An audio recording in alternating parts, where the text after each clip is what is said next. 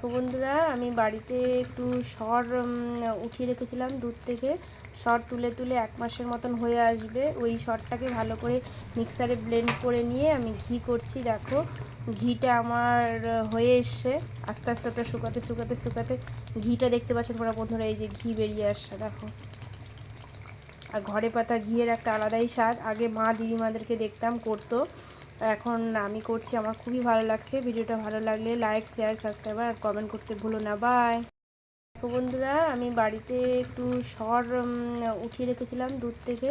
সর তুলে তুলে 1 মাসের মতন হয়ে আসবে। ওই সরটাকে ভালো করে মিক্সারে ব্লেন্ড করে নিয়ে আমি ঘি করছি। দেখো, ঘিটা আমার হয়ে এসছে।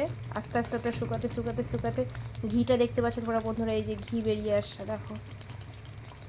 আর ঘরে পাতা ঘিয়ের একটা আলাদাই স্বাদ। আগে মা দিদিমাদেরকে দেখতাম করতো, এখন আমি করছি। আমার খুবই ভালো লাগছে। ভিডিওটা ভালো লাগলে লাইক, শেয়ার, সাবস্ক্রাইব আর কমেন্ট করতে ভুলো না। বাই।